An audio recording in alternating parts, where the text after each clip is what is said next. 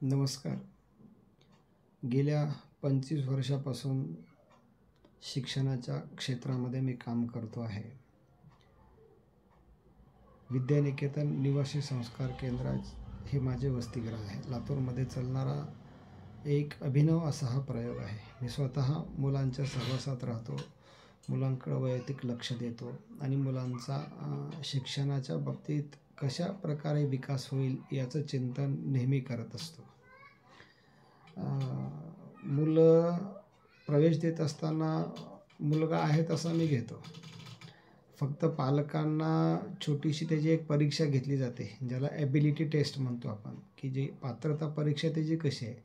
म्हणजे तो विद्यार्थी जर समजा 6वीच्या वर्गातला आहे, तर 6वीच्या वर्गात त्याला प्रवेश करत असताना 5वीच्या बेसवर त्याची परीक्षा घेतली जाते. म्हणजे 5वीच्या अभ्यासक्रमावर आधारित त्याची परीक्षा होते आणि मग त्याला काय येतं नेमकं हे त्या परीक्षेमध्ये पाहिलं जातं. म्हणजे मराठीमध्ये त्याला वाचायला येतं का, मराठीमध्ये त्याला लिहायला येतं का, मराठीमध्ये तो स्मरणलेखन करू शकतो का, मराठीतल्या प्रश्नाची उत्तरं पाठ करून त्या प्रश्नाचं उत्तर त्याला लिहिता येतं का, इंग्रजी वाचता येते का, इंग्रजी लेखन करू शकतो का, इंग्रजी नाव त्याला लिहिता येतं का, एखादा प्रश्न जर त्याला इंग्रजीमध्ये त्या संबंधित वर्गातील विषयाचा विचारला तर त्याचं उत्तर देता येतं का, याचा विचार त्या परीक्षेच्या माध्यमातून मी करतो. याशिवाय गणितीय क्रियासुद्धा आहेत. छोट्या छोट्या गणितीय क्रिया, त्याला उजळणीचे पाढे किती येतात आणि मग पाढ्यातील अंकाची ओळख आहे का, त्याला अंक सांगता येतात का, बेरीज वजाबाकी गुणाकार भागाकार करता येतात का. म्हणजे ही जी ज्याला बेसिक कन्सेप्ट म्हणतो इन एज्युकेशनमधली, त्या सगळ्या गोष्टीत क्लिअर आहे का, शिक्षणाच्या बाबतीत तो पात्र आहे का याचा विचार मी करतो आणि मग त्याला प्रवेश देतो. की त्याला हे परीक्षा घेत असताना कशा पद्धतीनं आता आपण त्याला वर्षभर शिकवणार आहोत हे आपल्याला लक्षात येतं. म्हणजे त्याची अवस्था शिक्षण क्षेत्रामध्ये काय आहे, त्याची पात्रता काय आहे. म्हणजे आज आपण बघतोय की बरेच पालक अपेक्षा करतात की माझ्या मुलगा खूप हुशार आहे, त्याला सर्व काही येतं. परंतु येतं म्हणजे नेमकं काय येतं. येतं म्हणजे समजा आता पाढे तो 30/300 म्हणतो का, गणितीय क्रिया सगळ्या जमतात का, मराठीमधल्या सगळ्या गोष्टी येतात का, इंग्रजीमधल्या सगळ्या गोष्टी येतात का, हे पाहणं गरजेचं आहे. म्हणजे काय करतात की बऱ्याच शिक्षण संस्था असेल, शाळा असेल, ट्युशनवाले असेल, तर त्याला प्रवेश देतात, त्याची फीस भरून घेतात आणि मग तो शिकतो. परंतु त्याचं अशा वेगवेगळ्या शिक्षण प्रक्रियेमध्ये संस्थाच्या माध्यमातून त्याची फक्त लर्निंग प्रोसेस होते. म्हणजे त्याचं ज्याला अध्ययन आहे, ज्याला येणं, ज्याला चयन करणं म्हणतो, हे त्याचं होत नाही आहे. तर गेल्या 25 वर्षामध्ये मी हे करण्याचा प्रयत्न केला आहे.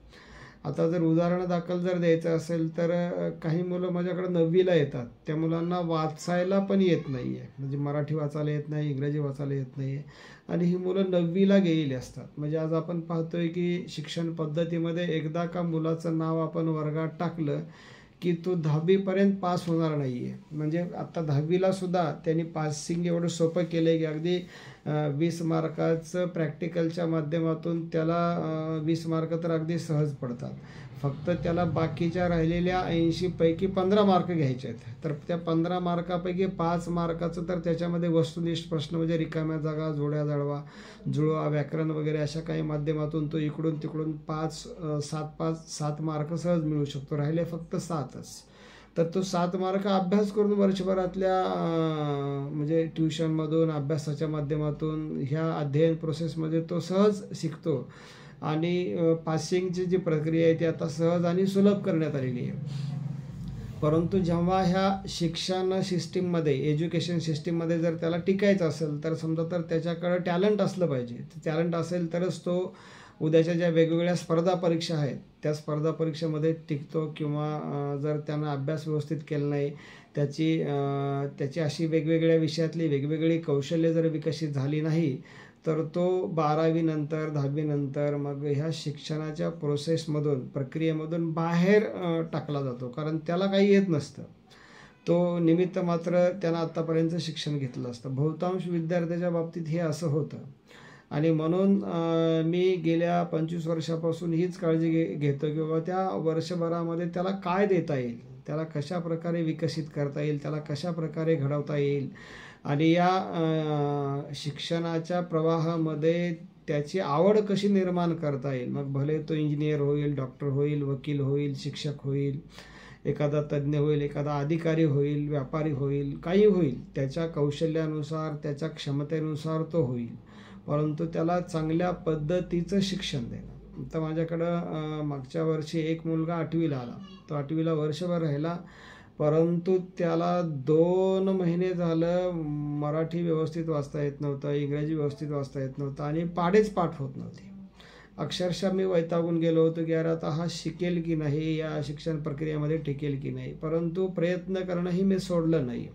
सारखं त्याच्याकडून दररोज म्हणजे साधारण एक पाढा पाठ करायला त्याला कमीत कमी 4 ते 5 दिवस लागायचे.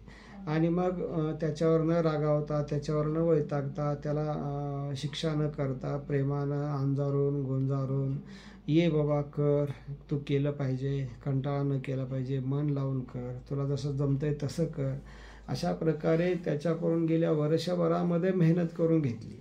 तर वर्षाच्या शेवटी म्हणजे मार्चमध्ये जेव्हा मी त्याची ॲबिलिटी टेस्ट घेतली तेव्हा लक्षात आलं की तो मराठी वाचन करायला लागला आहे, इंग्रजी वाचन करायला लागला आहे. इंग्रजीचे छोटे छोटे 2 अक्षरी, 3 अक्षरी, 4 शब्द तो आता फोडून वाचायला लागला आहे आणि पाढे त्याचे 20-200पर्यंतचे पाढे पाठ झाले.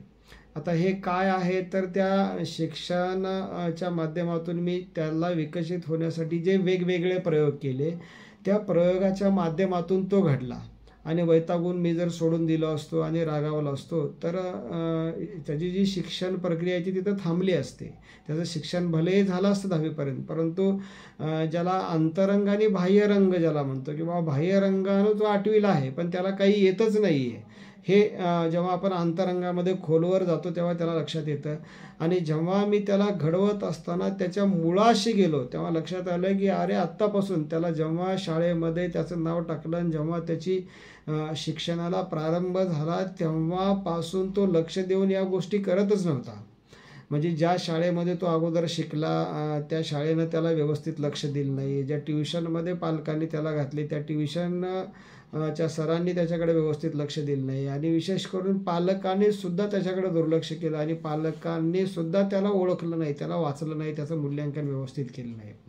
म्हणजे अशा प्रकारचं योग्य मूल्यांकन आपण त्या विद्यार्थ्याचं आपल्या वसतिगृहामध्ये करतो आणि तशा प्रकारचं वातावरण त्याला देतो. वेगवेगळ्या प्रयोगाच्या माध्यमातून त्याला आपण घडवण्याचा, शिक्षणाच्या प्रक्रियेमध्ये विकसित करण्याचा आणि त्याची जी एक लेवल आहे त्या लेवलला आणून सोडण्याचा प्रयत्न आपण करत असतो. अशा पद्धतीनं चालणारं हे विद्यानिकेतन संस्कार केंद्र हे एक अभिनव संस्कार केंद्र आहे. काय करावं लागतं की अगोदर मुलांच्या वर्तनाचा अभ्यास करावा लागतो, कारण मुलं एकत्र एका ठिकाणी बसून अभ्यास करत नाहीत आणि बसली तर त्याच्यामध्ये त्यांचं लक्ष लागत नाही आहे आणि मग आपण त्यांना भरा अभ्यासक्रम देतो, अभ्यास देतो आणि मग तुम्ही केला पाहिजे म्हणून मोकळं होत असतो. परंतु मुलांचं जगत एक वेगळं जगत आहे. मुलांच्या संकल्पना, मुलांची ध्येय, धोरणं आणि स्वप्नही पण वेगळी असतात. मुलं आपण जशा पद्धतीने विचार करतो अगदी त्याच पद्धतीनं मुलं विचार करत नसतात. तर त्यासुद्धा अँगलनं आपण त्यांच्याकडे बघणं गरजेचं असतं. म्हणजे जसं रुपयाला 2 बाजू असतात, म्हणजे समोरची एक बाजू आणि पाठीमागची न दिसणारी बाजू. ती न दिसणारी बाजू पण आपण समजून घेतली पाहिजे की अरे तो एखाद्या मराठीच्या पाठाचं वाचन करत नाही आहे किंवा मराठीच्या स्वाध्यायातील प्रश्न जे आहेत त्या प्रश्नाची उत्तरं तो पाठ करत नाही आहेत आणि परीक्षामध्ये त्याला चांगले मार्क पडत नाही आहेत. हे जेव्हा आपल्याला लक्षात येतं की का नेमकं असं होत आहे, याचा जेव्हा आपण सखोलात खोल जाऊन विचार करायला लागतो तेव्हा लक्षात येतं की अरे त्याने या गोष्टी मन लावून केलेल्याच नाही आहेत, त्याचा अभ्यासात लक्षच नव्हतं, तो वरवरचा दिखाऊपणा तो करत असतो. तर असा दिखाऊपणा शिक्षण क्षेत्रामध्ये कामाचा नाही आहे. तर वरवरचं न करता खोलवर जाऊन करणं, मन लावून करणं, अशा पद्धतीनं त्याला रमवणं जे आहे त्या शिक्षण क्षेत्रामध्ये झालं पाहिजे. म्हणजे काही कळत नकळत गोष्टी असतात जे त्याच्या अंगी असतात, ज्या भिनलेल्या असतात, जे त्याला करू वाटत नाहीत ते काढून टाकणं. म्हणजे जेव्हा आपण त्या मुलांच्या सहवासामध्ये जातो आणि मुलाच्या वर्तनाचा अभ्यास करायला लागतो, मुलांचे गुण आणि दुर्गुण अभ्यासायला लागतो, तेव्हा आपल्याला काय करता येईल, कशा पद्धतीनं करता येईल आणि ह्याला कसा पद्धतीनं घडवता येईल, अशा प्रकारचा विचार आपल्याला त्याच्या सानिध्यामध्ये, त्याच्या सहवासामध्ये गेल्यानंतर, त्याच्याशी मनमोकळ्या गप्पा मारल्यानंतर, त्याच्याशी संवाद केल्यानंतर आपल्याला हे लक्षात येत असतं. आणि अशा प्रकारे म्हणजे शिक्षण प्रक्रिया ही एक निरंतर चालणारी प्रक्रिया आहे आणि ती काही जादूची काठी नाही की एकदाच आपण ती फिरवली आणि मग पटकन आपला मुलगा इंग्रजी खडाखडा वाचायला लागला, मराठीचे निबंध लिहायला लागला, अस्खलितपणे संवाद करायला लागला, भाषण करायला लागला. अशा पद्धतीनं एक गतिमान जी प्रक्रिया आहे ती गतीमध्ये होत नसते. त्याला एक विशेष प्रोसेस आहे आणि त्या प्रोसेसमधून आपल्याला जावं लागतं. म्हणजे जसं एखादा कच्चा माल आपण आणतो आणि त्याच्यावर प्रक्रिया करून त्याचा पक्का मालामध्ये रूपांतर करत असतो, की अगदी तशाच प्रकारे विद्यार्थी जीवनाला सुद्धा तो नियम लागू आहे. आणि त्या पद्धतीनं जर आपण तशा प्रकारचे प्रयत्न जर केले तर निश्चित विद्यार्थी घडतो, चांगला बनतो. आणि तशा प्रकारचे प्रयोग, तशा प्रकारचे प्रयत्न विद्यानिकेतन संस्कार केंद्रामध्ये केले जातात आणि विद्यार्थी निश्चितच या वेगवेगळ्या उपक्रम आणि कार्यक्रमाच्या माध्यमातून घडत असतात, बनतात. त्याची उदाहरणं पण आहेत आणि ते घडलेलं आहे. गेल्या 25 वर्षापासून हे काम विद्यानिकेतन संस्कार केंद्राच्या माध्यमातून लातूरमध्ये मी करतो आहे.